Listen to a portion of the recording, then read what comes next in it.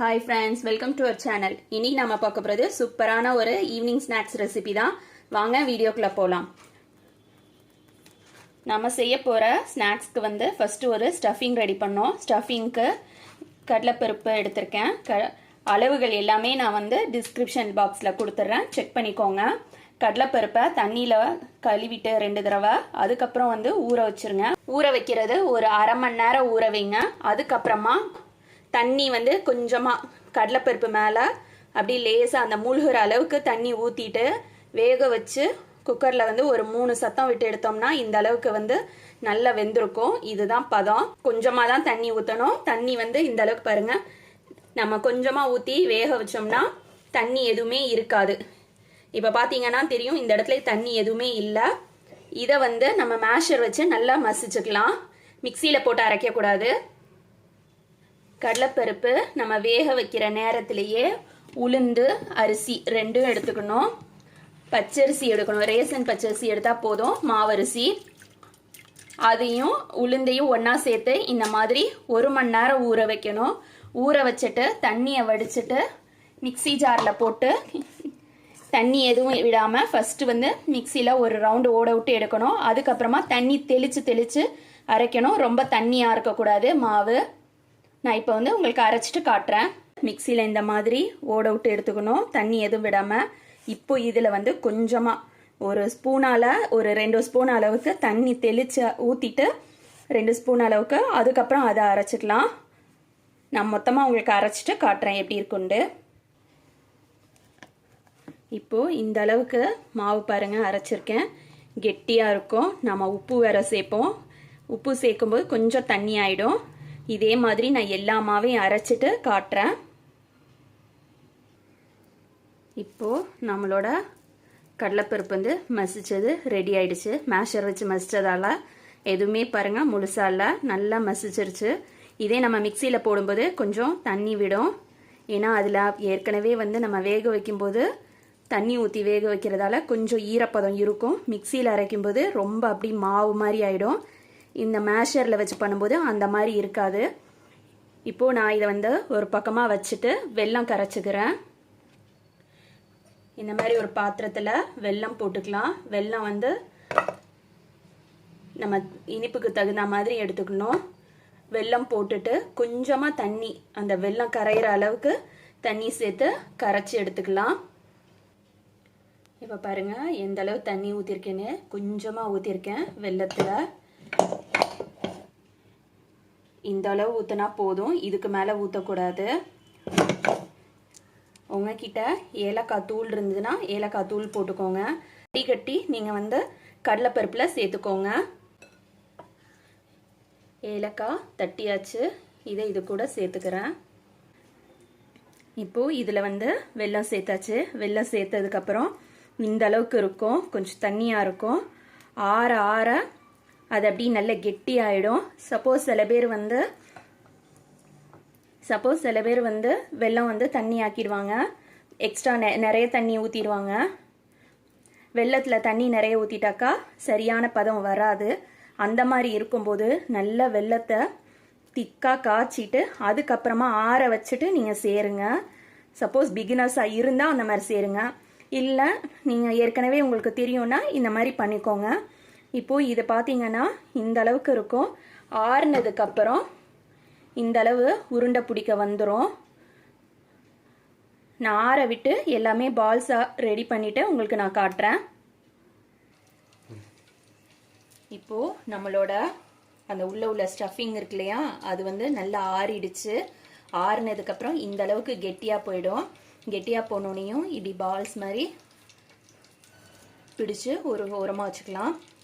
இதை ஒரு பக்கம் வச்சுட்டு நாம் அரைச்சி வச்சிருக்க மாவில் கொஞ்சமாக உப்பு சேர்த்துக்கலாம். உப்பு சேர்த்துட்டு இந்த அளவுக்கு கெட்டியாக இருக்கக்கூடாது, கொஞ்சம் தண்ணி சேர்த்து மாவை கரைச்சிக்கலாம். இங்கே பாருங்கள், உப்பு வந்து இந்த போட்டிருக்கேன். உப்பு நான் வந்து கல் உப்பு எடுத்திருக்கேன். தண்ணி வந்து கொஞ்சமாக ஆட் பண்ணுறேன், நிறைய ஆட் பண்ணக்கூடாது. மாவு ரொம்ப தண்ணியாக போயிடும். இந்த உப்பு கரையிறதுக்கு தகுந்த மாதிரி நம்ம இது பண்ணால் போதும். கொஞ்சம் கையில் வச்சு நம்ம கரைச்சிட்டே இருந்தோம்னாக்கா மாவில் ஒரு இடத்துல போட்டு அந்த உப்பு வந்து நல்லா கரைஞ்சிரும். நான் கரைச்சிட்டு காட்டுறேன். உப்பு கரைச்சதுக்கப்புறம் நல்லா ஒரு 3 நிமிஷம் இந்த அளவுக்கு மாவை வந்து அடிக்கணும். ஒரே பக்கம் அடிக்கணும். அந்த மாதிரி அடித்தோம்னா மாவு நல்லா சாஃப்டாக வரும் நம்மளோட போண்டா. இதுதான் பதம். பார்த்திங்கன்னா ரொம்ப மாவு எடுத்து இந்த மாதிரி விடும்போது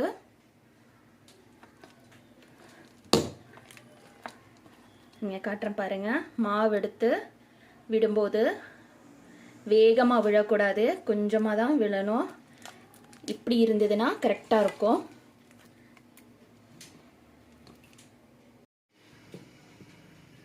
இப்போது நம்ம எடுத்து வச்சிருக்க இந்த ஸ்டஃபிங்கை நல்லா உருண்டை பிடிச்சிட்டு இதில் உள்ளே போட்டுடலாம். உள்ளே போட்டுட்டு இந்த மாவை அப்படி மேலே லேசாக கோட்டிங் கொடுக்கணும்.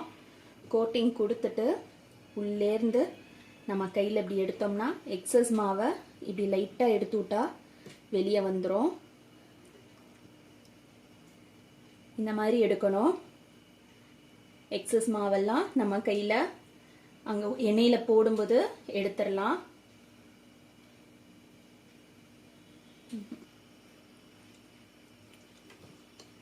இந்த மாதிரி மாவை எடுத்துட்டு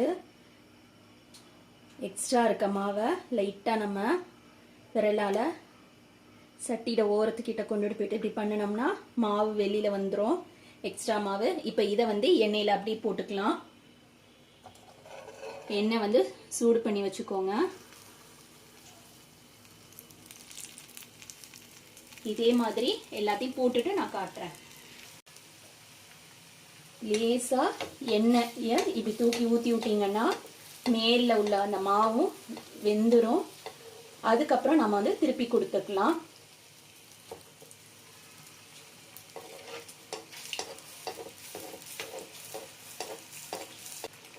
பிகினர்ஸாக இருக்கவங்க இப்படி மேலே உள்ள மாவு வேகாமல் இருக்கும்போது ஈரமாக இருக்கும் இல்லையா, இந்த மாதிரி இருக்கும்போது திருப்பி போடும்போது ஒட்டிக்கும்.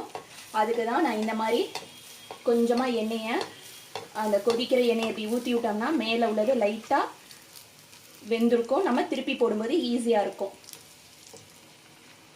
நம்மளோட சுழியம் பொரியறதுக்கு ரொம்ப நேரம் எடுக்காது.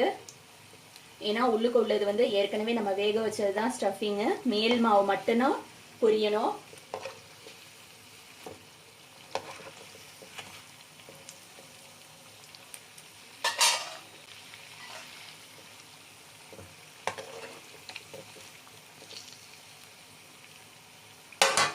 நான் சொல்கிற மெத்தடில் நீங்கள் பண்ணிங்கன்னா சுழியம் வந்து எண்ணெயை குடிக்காது, அதே மாதிரி கல்லாட்டமும் இருக்காது. அப்படி எண்ணெயை இழுக்கும். மாவு தண்ணியாக இருந்தால் கெட்டியாக இருந்தால் மாவு வந்து களி மாதிரி உள்ளுக்கு இருக்கும், நல்லாவே இருக்காது வேகாமல். கரெக்டான பதத்தில் நான் சொல்கிற மெத்தடில் நீங்கள் பண்ணிங்கன்னா நிச்சயம் உங்கள் வீட்லேயும் சூப்பராக செய்வீங்க.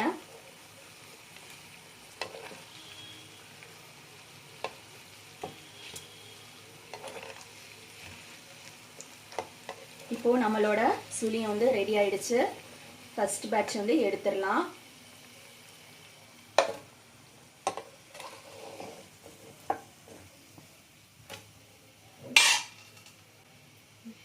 செகண்ட் பேட்ச் போடும்போது எண்ணெய் வந்து மறுபடியும் சூடு காட்டிட்டு அதுக்கப்புறமா போடுங்க. இப்போ நான் செகண்ட் பேட்ச் போட போகிறேன்.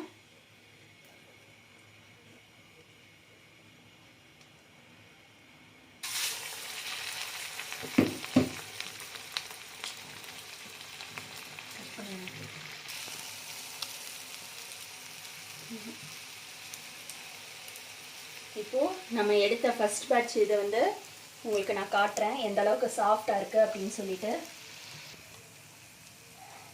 இப்போது நம்மளோட சுழியன் வந்து எந்த அளவுக்கு கிறிஸ்பியாகவும் இருக்குது சாஃப்டாக இருக்குங்கிறத காட்டுறேன் பாருங்கள்.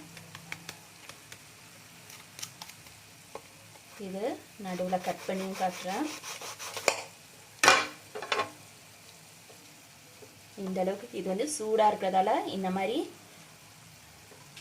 இருக்குது. கொஞ்சம் ஆறிடுச்சுனாக்கா இது வந்து நல்லா கெட்டியாகிடும். உள்ளுக்குள்ளே இது. ஆனால் மேல் மாவு பாருங்கள் எந்த அளவுக்கு இருக்குது அப்படின்ட்டு.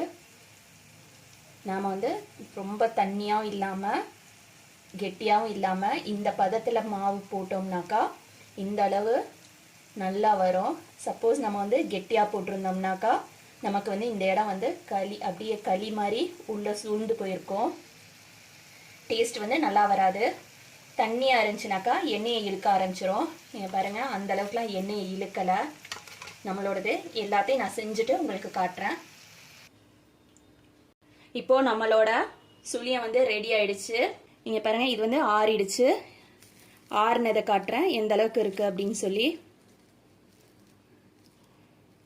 ஆறுனது கூட இந்த அளவுக்கு தான் இருக்கும். இதே மாதிரி நீங்களும் உங்கள் வீட்டில் செஞ்சு பாருங்கள். தேங்க்ஸ் ஃபார் வாட்சிங்.